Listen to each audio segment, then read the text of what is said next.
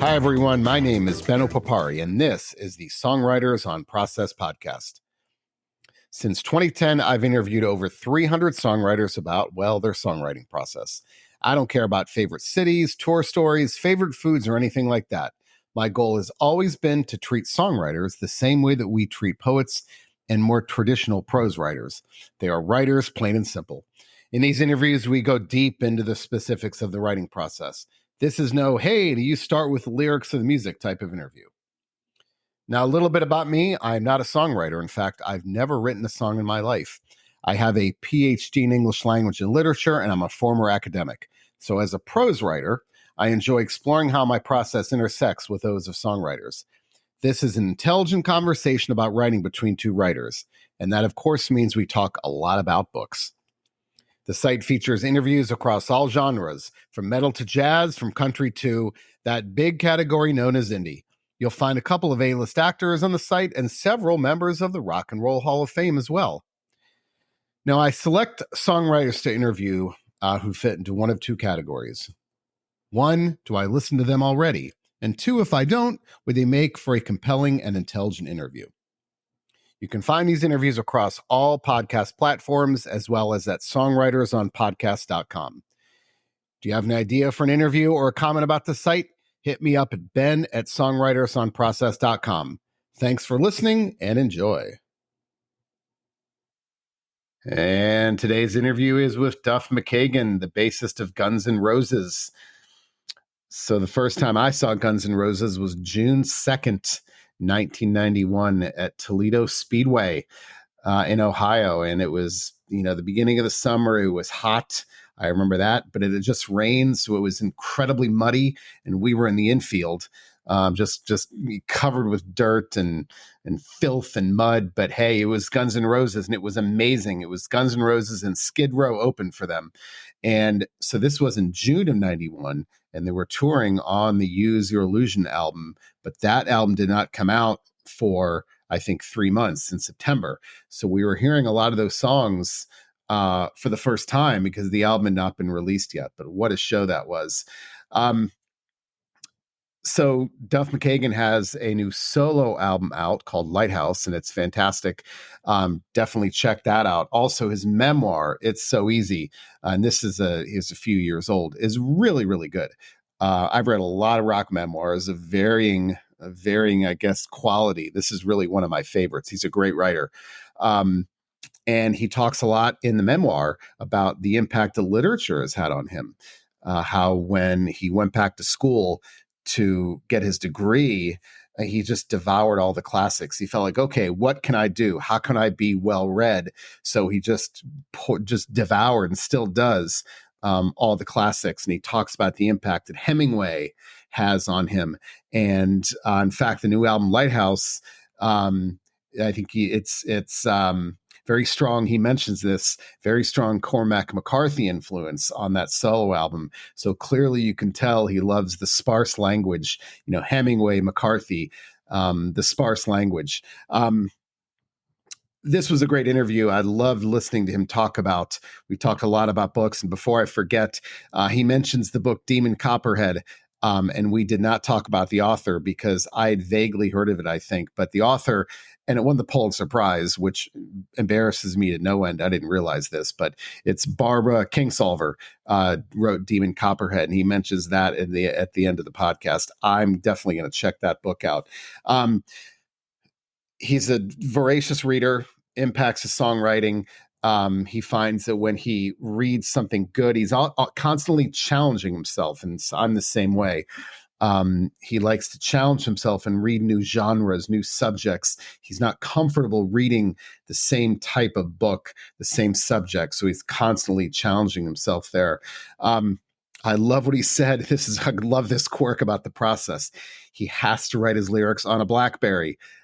An actual Blackberry, not an iPhone. It's got to be a Blackberry because the actual physical keys.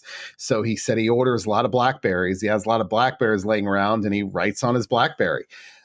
because he just cannot type on a phone, but he loves that tactile sensation because we talked, of course, about the ritual, and this coffee is the necessary part of his ritual. Physical movement is a big part of his ritual as well. And he talks all about that in this, about himself, not just as we talked about his being a songwriter, but also a prose writer as well, and the differences between those two, and how being a prose writer makes him a more disciplined songwriter.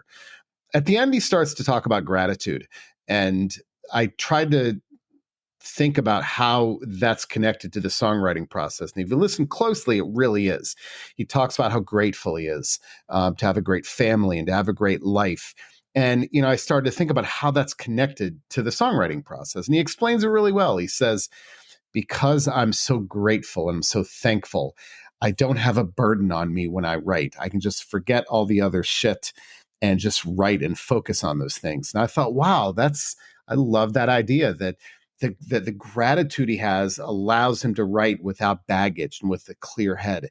And wow, would we all love to be in that space? So, I've been a Guns N' Roses fan since their first album came out. This was a big thrill for me. And Duff McKagan's a fantastic writer, prose writer, songwriter. So I hope you get some good nuggets out of this one as whatever kind of writer that you are, a Guns N' Roses fan. And with that, I will leave you with Duff McKagan of Guns N' Roses. All right, let's get started. So thank you very much for taking the time to talk to me. I always like to start by asking, are you an everyday type of writer? Now, we can talk about prose writing, songwriting, whatever you want, but I do find that what I find interesting is that when I read interviews with writers, they will always say you got to write every day, butt in the seat. How bad it is doesn't matter.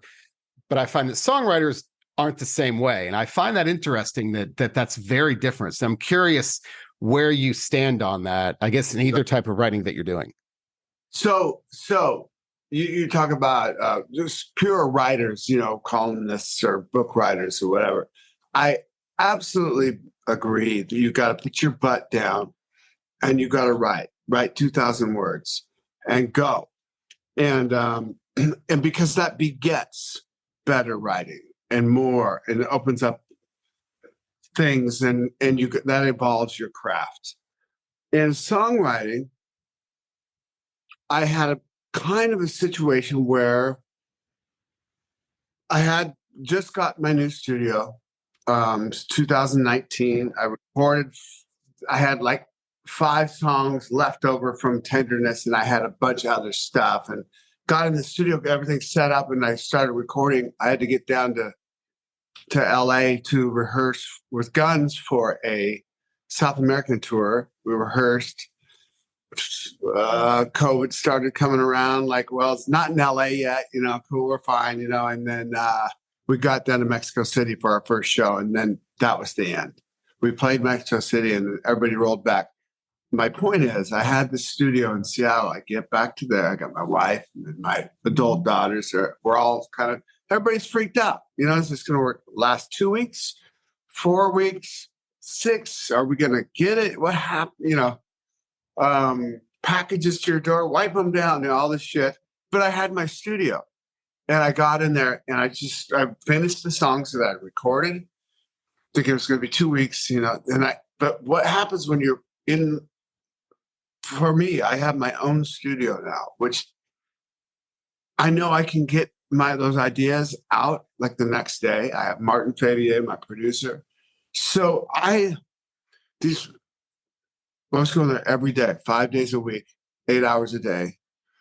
And that creativity of writing songs and recording songs, I would go home at night and write 2 more songs. Maybe not all the lyrics, those I work on my lyrics pretty rigorously. I read good authors that know how to kick your ass with 3 words instead of some 3 paragraphs. You know what I mean? Yeah. Yeah. You know what I mean? And so I really, but it kind of like writing of words, my studio gave me this, just get your butt in there. Yeah. You have stuff to finish, but it begat more creativity. And by the end of that period, I had 60 songs. And Lighthouse is just a kind of a 10, where I wanted to begin with the song Lighthouse. I knew that'd be a starting song. And Just Don't Know, I knew would be an ending song for a record and for a body.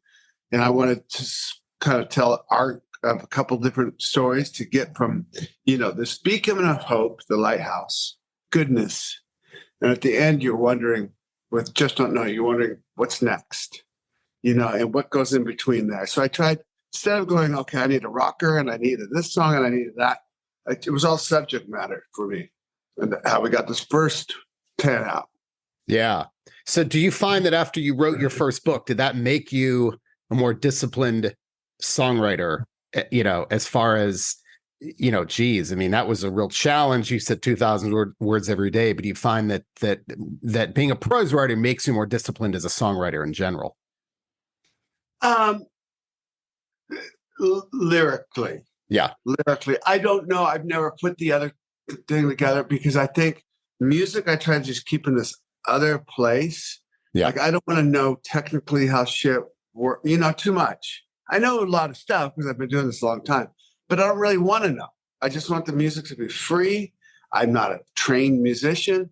I took lessons, bass lessons recently, just to kind of widen my range, but I didn't want to know too much about theory. Yeah. Don't tell me because I don't care. And it'll fuck up my head and I'll start thinking, you can't play a minor 7 there. Yes, you can, So I try to be free on the actual writing the music. Melodies will come to my head. I'll hum those and put them down. But songs, I have an acoustic guitar with me at all the times, and I'll sit down. And if you sit down, it is kind of the same way. You can't write a song unless you sit down with your guitar. Yeah. So you got to sit down and teach yourself new ways to play. Take lessons. Like if you're me, I've taught myself to finger pick during the COVID. Like it opens up a guitar, and I know through all my songwriting times, try new tunings and do things that challenge you, and it opens up other songs. And So I'm not a songwriter. I'm a prose writer. So here's my take on this. And I think I have a ritual, and I'm not willing to stray from that. And that bothers me because, like I don't write well on the road. I travel a lot for work, but there's certain chairs. Like, for example, okay, I write when I'm home, I write in one chair, revise in the other. I always separate those two things. Because I think, when I taught as a professor, I told my students, you have to separate what we call the invention process, the brainstorming from the writing process. And when they overlap, I just don't think that's a good idea. So anyway, that's one of the things that I do. But my fear with that is that it makes it easy for me to say, you know what? I'm not at home. I'm not going to write because I'm not in the place. And I don't know. I'd like to get away from that and feel more flexible with that. So how do you feel? You like that? You're not? Prose writing, planes were some of my favorite, Seattle to London flight. Yeah. Oh my God. I would just go, okay, it's going to be 4,000 words. I'm going to go. It was like exciting for me. I still have it. I still use it, my Blackberry, because I would write full columns on my Blackberry for the Seattle Weekly or for ESPN, and just send it in. They're like, "Are you sending me your column on your Blackberry?" Fuck yes, I am. I can type just like I can type. So I still, because of that, I can't go to the click phone, whatever you call that. Yeah. The iPhone, whatever you call that, because I can't fucking create. Isn't that funny? I cannot do it. Yeah. So I bought a bunch of Blackberries. We keep buying them because I don't want to lose that. I don't want to switch. So I do write lyrics on my Blackberry. I write, with lyric writing. Sometimes I'll just free write. I got stuff. I have an iPad now, so it's not words, notes. Yeah. So my notes, I have just kind of free writing stuff. I wrote lyrics to a song the other day. I don't even have song lyrics; they're just lyrics, and I sent them to my manager in notes. So it's like in 2 places. I usually do that too. Yeah. He's my hard drive. You know what I mean? The clouds, of course, got stuff, but so you're not a pen and paper person when it comes to lyrics, because you and I are roughly the same age. I'm a couple years younger, and I'm still a pen and paper person when it comes to jotting down short stuff. Long form, no. But do you ever use pen and paper? No, I got so, because I went to Seattle U. I went to business school in my early 30s, and my wife taught me how to type because I had to be able to type. And once I started, got that down, I really realized I could write. I was writing papers in college on pen and paper, I don't know, some big papers that I had to write. Philosophy papers. It had to be the 20 pages long, some shit, and I remember writing it. At some point, I made that switch, and maybe when I started writing for the Seattle Weekly or whatever, and I'm so comfortable on my computer. That's where I can create. Weirdly enough, that's where I can create, and obviously for lyric writing, that immediate edit without erasing shit or crossing shit out, it doesn't look as messy. So that's a little cleaner for me. And I'll write something in my free writing prose that I have for lyrics. There's some real garbage in there. Oh my God, I can't believe it. I wrote that sentence. Right. Oh yeah. That's gone. That's gone. But, the hacking down process of lyrics, and I'll have something that I think's really kind of gorgeous and explanatory, a lyric. And then the next I'll go, that is fucking, oh no, that's little, that's corny, and or whatever. We all go through that stuff. But the chopping down process for me is like your editing chair, I guess. Yeah. I just I love it. I love the mystery of, because the story's in there. Yeah. And how do you sharpen that story so it can say a couple things?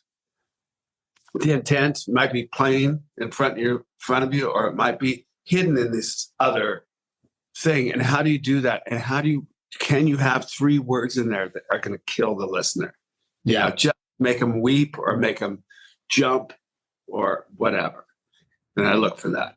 So here's my editing trick. I find that when I finish something in the morning and I look at it later that day, it's still too precious. I can't cut anything because it's too close to me.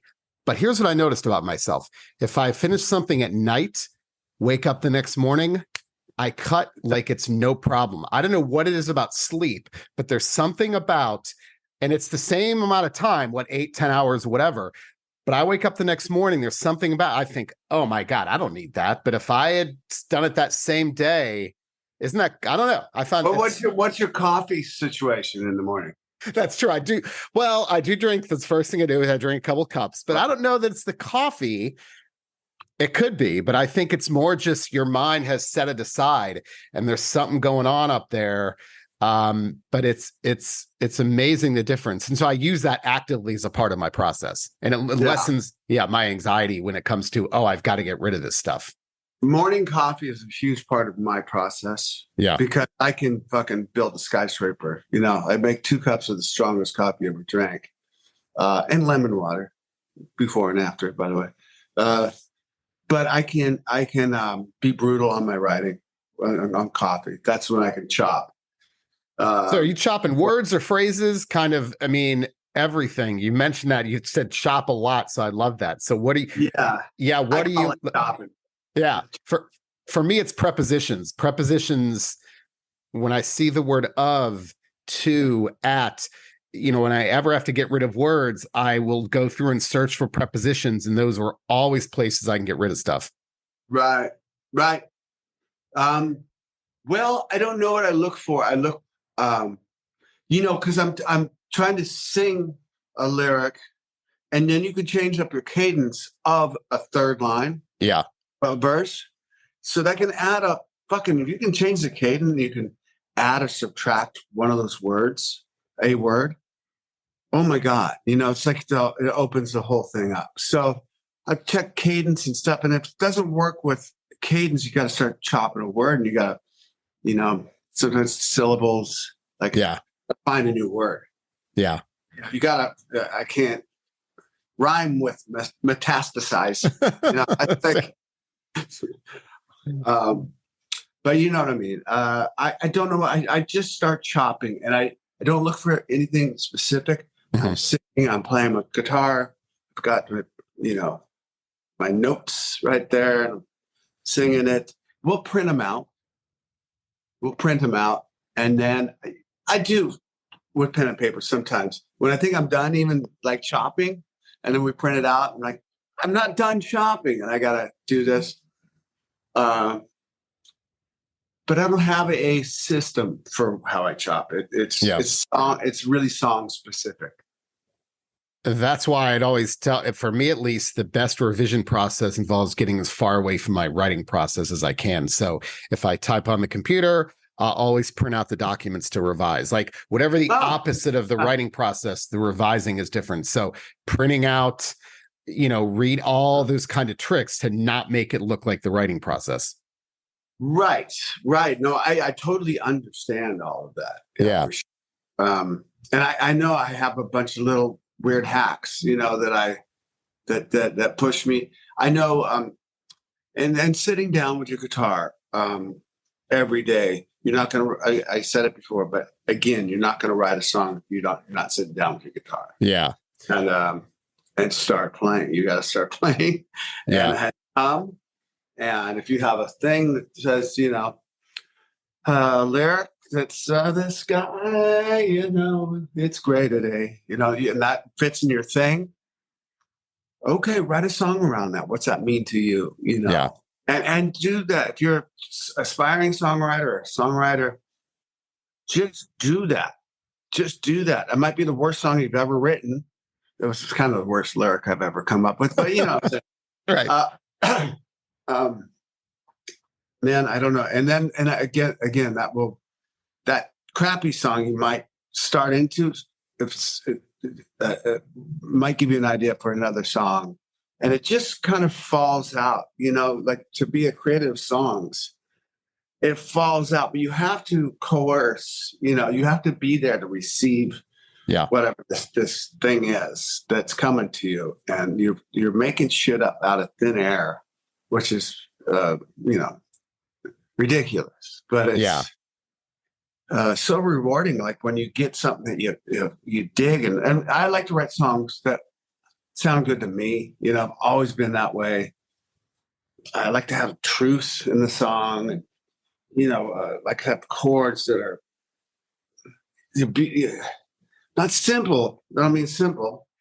I just mean that you don't have to have a bunch of riffs and stuff. Some bands do. I mean, my Guns N' Roses, we have a ton of killer riffs. But when I write songs, I like to have this kind of, Susan and I have this radio, my wife and I have this radio. Yeah, of course. 3 Chords and the Truth. Yeah, and I love it. Really, that's like a punk rock ethic thing. And I saw The Clash in '79, and that changed kind of everything for me. And before London Calling, I got to see that tour. Yeah. So really, like, not that all my songs are 3-chord songs, but you understand. I like the message and the truth of the intent of the whole song, musically and lyrically. When I get to something that I like both of those, I'm satisfied. And I know it's like such cool. You record it and you do all the stuff, and you listen to it, and like, man, this came out of thin air. This is really cool. Yeah. So I know I'm a big runner. I know you love to exercise. So I've written about this, articles about this. There's about the very, and you'll love this.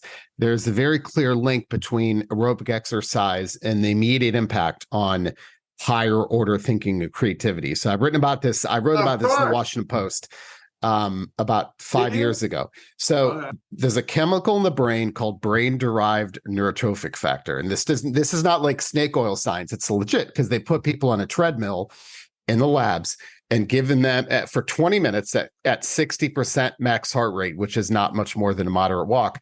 And then after those 20 minutes, give them a battery of tests. And those people always score higher than people who didn't exercise. So that benefit lasts for about 90 minutes post-exercise. And the parameters are 30 minutes. That's when I should do my New York Times Sunday crossword, is right after my hard cardio. I'm telling you, or even so, well, yeah, and this is absolutely. So 30 minutes at 60% max heart rate. So the good news is it's not dose responsive. So 60 minutes isn't twice as good as 30 minutes, and 90% heart rate isn't better than 60%. The only caveat is that it's got to be an exercise that doesn't involve higher order thinking. So like walking in downtown New York City isn't going to be as effective as, walking in the woods. Treadmills aren't effective as bikes because in a treadmill, there's still part of your brain that's focusing on balance. So there's a book called The Friendship, which was written, it's about the friendship between Wordsworth and Coleridge, the two Romantic poets. And they estimate Wordsworth walked about 100,000 miles in his lifetime. He composed all of his poems on walks, and he wouldn't come back. He'd edit them in his mind, wouldn't come back until he was finished. Songwriters, but songwriters tell me all the time they get ideas running, actual song ideas. So anyway, a long way to say, I know you're a big fitness person, but does that happen a lot? I guess two-parter. Does it happen a lot? Or like when I'm in a rut, that's when I go for a walk and I find that the ideas kind of get loosened up in there. Yeah. Well, I wrote the lyrics to Just Don't Know. Actually walking my dog at night. Funny you should say walking. And it was kind of that same. I didn't have my phone with me, so I couldn't write it down. And it was, the stars were out, and we're right by Lake Washington. So I had the melody of the song in my head, and I could just like, I just don't know what I'm going to write. I just don't know. Just don't know. And I looked up and I looked at the stars, and I said, the ethers ever glow. Nice. What the fuck is that? And I looked at the water and it's like, and the ocean's under tow. I just don't know. And it just was this thing. And the rest of the lyrics came. I had to pick up my dog. She just wanted to walk. And the poor thing, I had to pick her up. And because these lyrics, I'm not great at I use so many other tools. I don't store, unless I go on tour, and then I have to store all the lyrics in my head. But that's a whole nother process. So ran home and wrote those lyrics down very quickly. Yeah. Do you find that afterwards you exercise? Or is that like a fruitful time for you?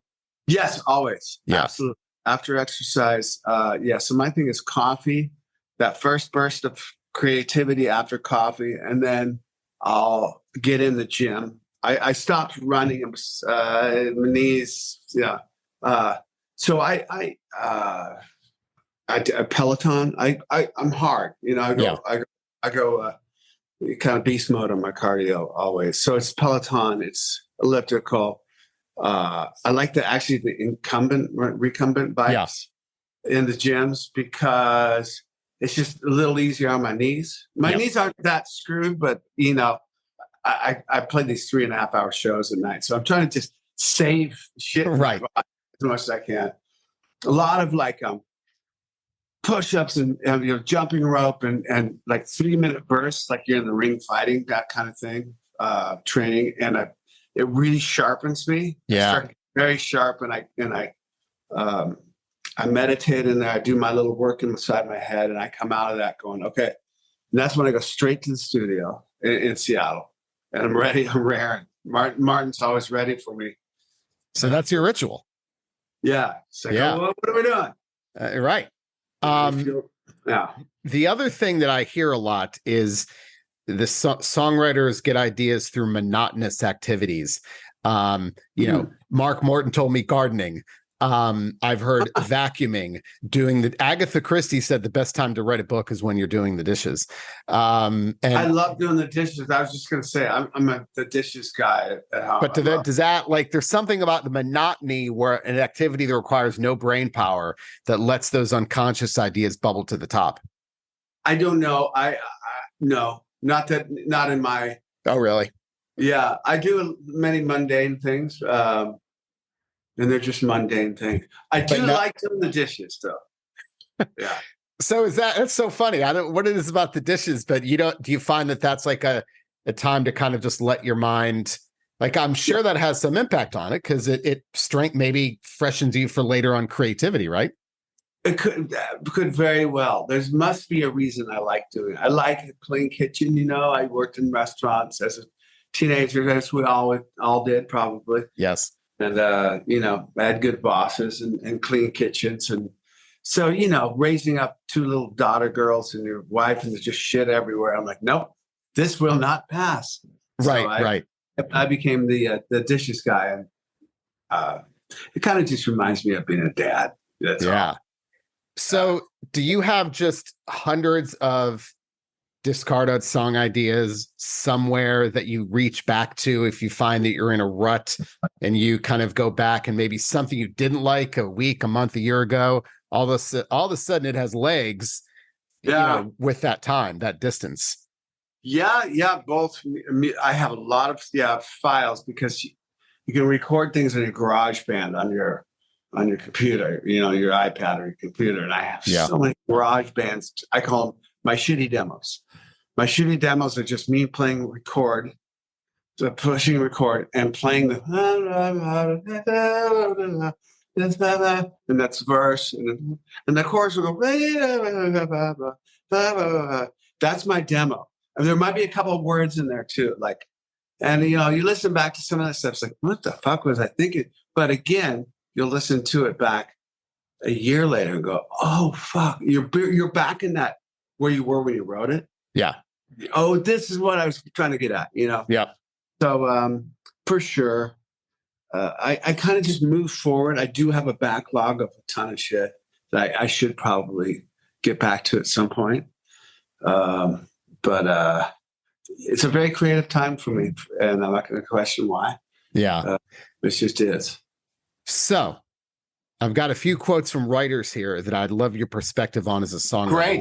This is the one that songwriters love, and it is from the novelist E.L. Doctorow. And he says, and I'll repeat this, he says, writing is like driving at night in the fog.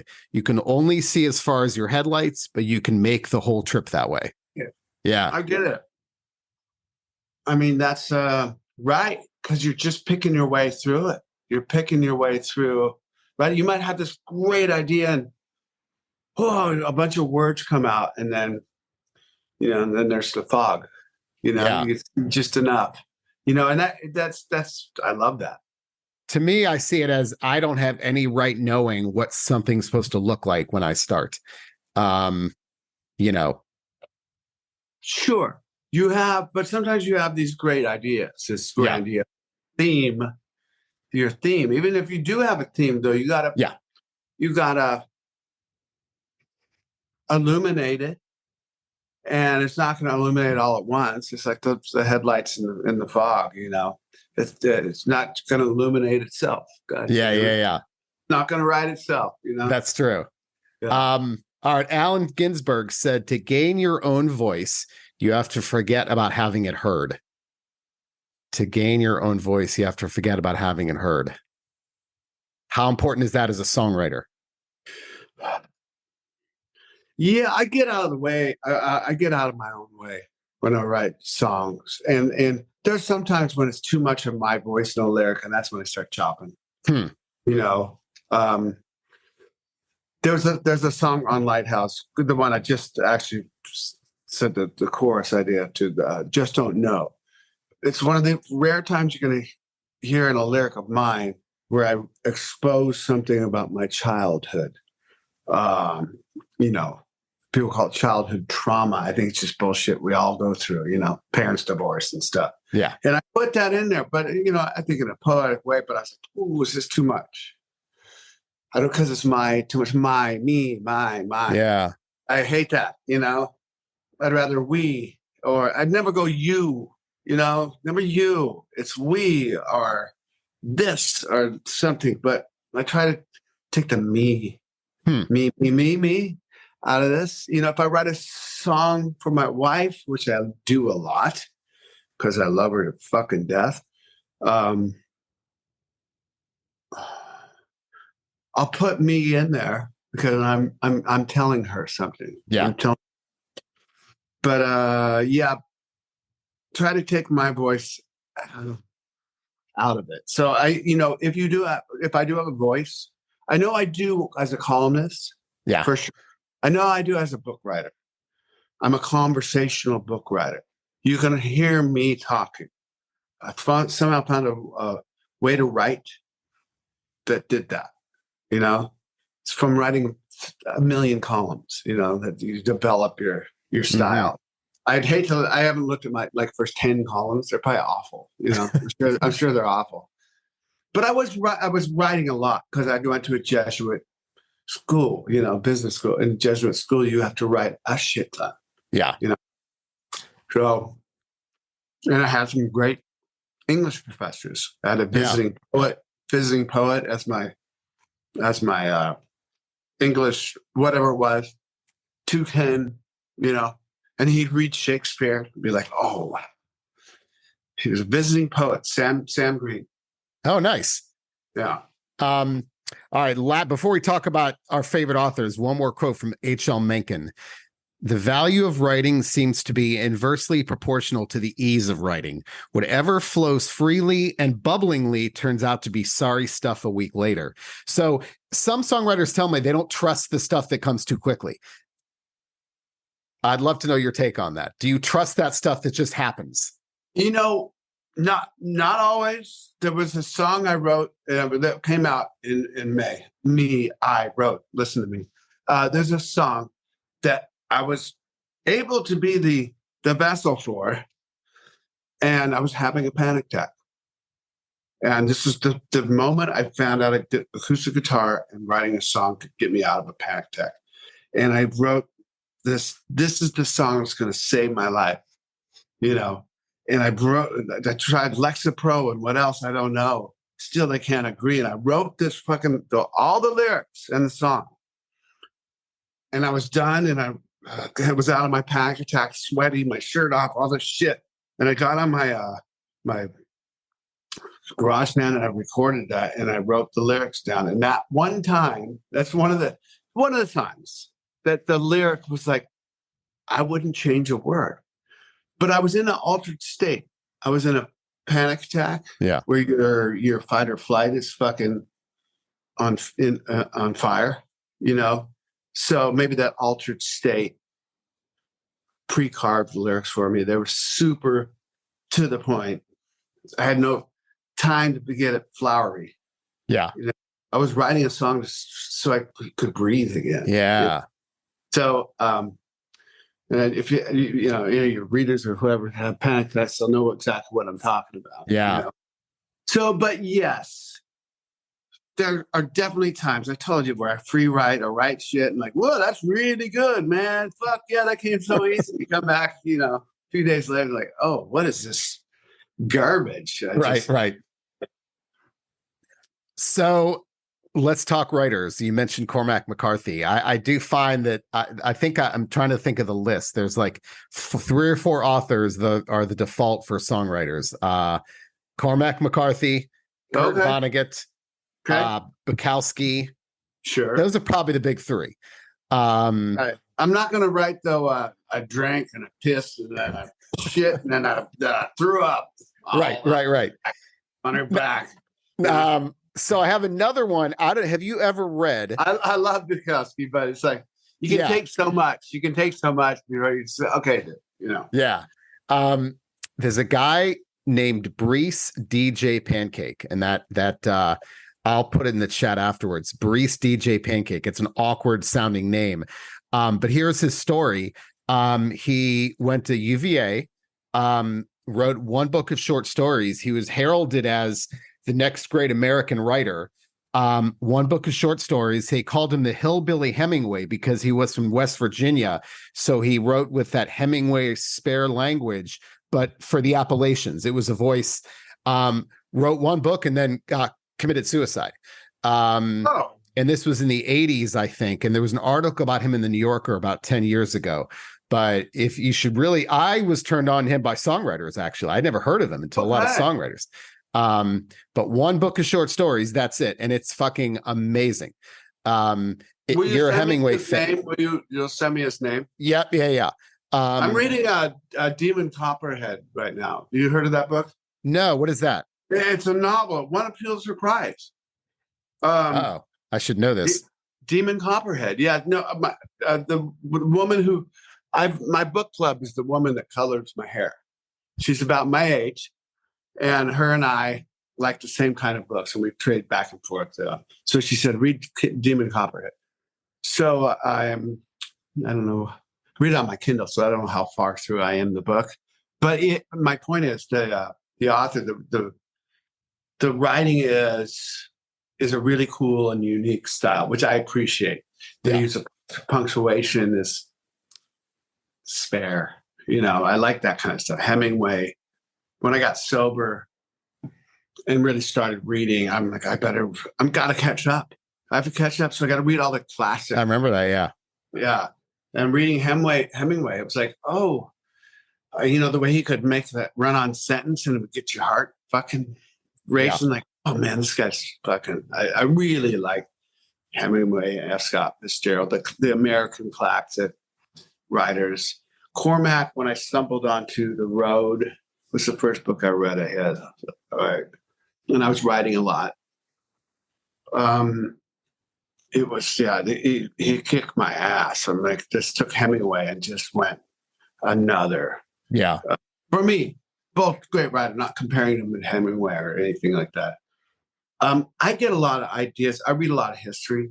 Yeah. I read a lot of big themes. Like I just read a book about the 400-year history of immigration to the Lower East Side. Wow.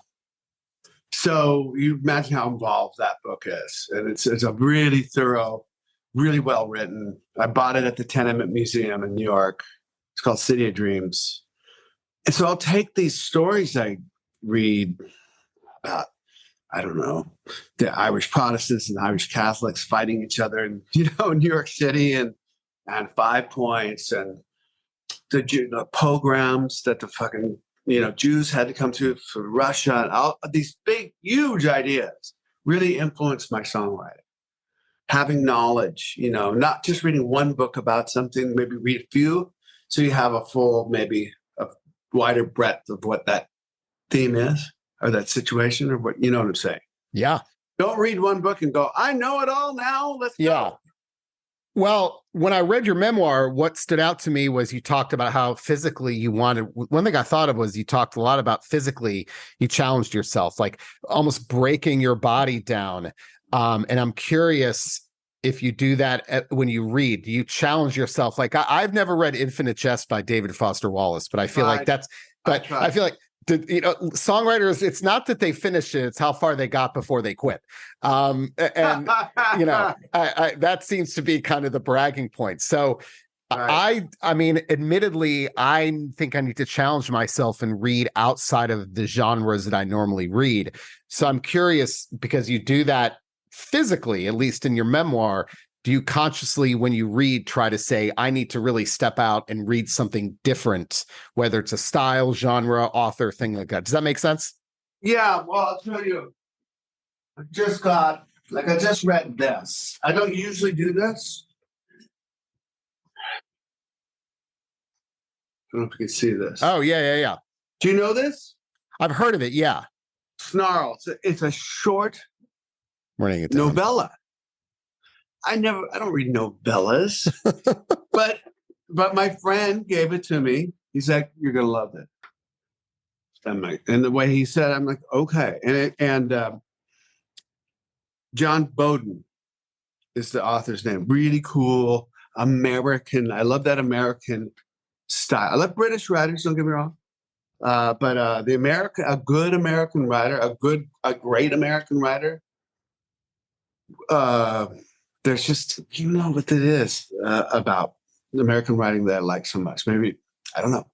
It was Hemingway that turned me on to it. Cormac McCarthy refined it all, but I can tell people that read that stuff and write and make it their own. I really appreciate it. When you read, when I was a kid, I remember, I watched football all day. My friends and I would watch football. Then when we're done watching football, we'd go play football. So do you find that after you read, does that motivate you immediately? Have you ever been like, oh my God, I want to start writing after I just read? When I wrote my books, I would always be reading a good author. Yeah. At the time. Mostly Cormac, but not singularly Cormac, but I went through the whole catalog, the Blood Meridian, I mean, everything. And if you're reading that at night, you're writing the next day, you have this fucking benchmark. Yeah. You're not gonna, I like having benchmarks. Like I play with really good players. I mean, Slash is a fucking, arguably the best guitar. To me, he's the best guitar player in the world. I've seen him and Axel's fucking master, Yeah. Master. We played 3.5 hour shows. I see how he prepares and changes his body to get like certain notes. And so these are benchmarks for me. So when I go to my studio, I've learned so much from Axel singing that I can't sing like him. I can't write like Cormac. I can't sing like Axel, but I got high watermarks to aim for. And Slash has taught me so much about guitar playing that I have a bench high watermark. So writing. Yes, I do. I absolutely read while I'm writing. Good authors. I don't read any fucking trash. Yeah. Yeah. I don't read trash anyhow, but sometimes there's a good rock biography. It's like, okay, let me just get through this really quick. Right. You try to read every day. I make it a point. I mean, fortunately it doesn't happen all the time, but I do make it a point, set aside time to read every day. I can only go to sleep if I read. So I read every night. Like I said, I'm on that book, Demon Copperhead, right now. Yeah. I read every night. And I do. I always have I have New York Times apps. So I do Wordle every morning. I do Connections. I do the mini crossword, the Times mini. And I have this little group that we're all in the same WhatsApp, and Dan Jones, the historian, is in it. And that motherfucker, he gets the mini crossword in like 29 seconds. It's amazing. I know, it's sick. But 29 seconds, I can't even type that fast, dude. Yeah. Because anyhow, so, and then I always have a Sunday New York Times crossword going. And I think this stuff's so good just for your brain. It keeps my brain clicking. It's nerdy. Who gives a fuck? I love that kind of stuff. I'm really, to be honest with you, I live in this fucking state of like grace, like gratefulness. Grateful. I'm grateful. Still, I'm grateful to be sober every day. I'm grateful that, I met this woman and I was sober 2 years to meet her. I didn't go into her when I wasn't prepared to handle what was capable, what I wanted. And she made my life amazing and pushed me. She pushes me. I'm not the fucking, she pushes me. I always want to impress her, I find. And having our daughters and just, I should have been dead. I shouldn't have been able to enjoy any of this stuff. Yeah. And I have it all. Been able to go to Seattle U. What the fuck? I'm in business school and I'm writing papers and I'm getting A's. I'm getting a 4-point. I'm getting a president's list just because I want to learn. I was so hungry for knowledge. I wasn't trying to get good grades. Didn't want my voice to be heard. I just but I wanted to know everything. And that thirst for life and in martial arts and fucking just going for it, and even working out. Like that's when I say go carve my own thing when I'm doing my cardio. That's what I'm doing. I'm being grateful and I'm carving my life. What can I do today to do it? And I tell this person I love them that, I'm going to make a call after this and go, So I think being in a really fortunate place to be kind of grateful, and I recognize it. It's not like, oh yeah, it's good. I've been sober for 29 years. I'm good. No, man, I got a great marriage. That makes me, when I go into my studio, I don't have some other bullshit weighing me down. I know other relationships, other people, just beats them down, when people were getting divorced during COVID, like 20 years, you'd hear about that. Yeah. Susan and I were like, Jesus, we've been through a lot together, and now we're in a worldwide pandemic together. We're just closer. Why would somebody get divorced now? Yeah. Now, but I guess everybody said, well, like we're cool, right? But to be in a good place, I work very hard. On the road, it's not for everyone. To keep a marriage and a family together through all that, especially when they're younger. Now we're empty nesters, so Susan and I have the fucking best time on the road. But to have what I have and be able to go in the studio and not have some fucking weights there and on your chest, and I could just create. I'm fucking Martin Fivier, my producer, is the most lovely fucking gentleman, and it's just awesome. Yeah. Things are great. I think I'm sick from the sand in the desert Friday night. So much fine sand. Like, I swear, I didn't work out today. That'll tell you something. Right. So I got that. But it's okay. I can be sick in Sacramento, away from everybody, but still know that they're there for me. And, my life's pretty good. It's not always fucking amazing. Your life just can kick you in the ass sometimes, but I know I have what I have, and that keeps me. If that sounds too corny, whatever. I love it. It's great. And that's it for today's episode. Check back in a couple of weeks for a new episode. I do try to post these every 2 weeks, sometimes with more frequency, sometimes with less. A lot of that depends on my work commitments, my family commitments, and also when artists can talk to me. It's not easy to get these interviews. Speaking of interviews, did you know this is a relatively new podcast? I only started podcasting about a year ago. Well, depending on when you're listening to this, I should say 2022. But from 2010 to 2022, all of my interviews were transcribed, and they are all there archived for you to go down that deep rabbit hole. So if you go to songwritersonpodcast.com and click on from the archives at the top, you'll see all of those transcribed interviews. I think there's over 200. So go down that rabbit hole. There's a lot of great interviews there.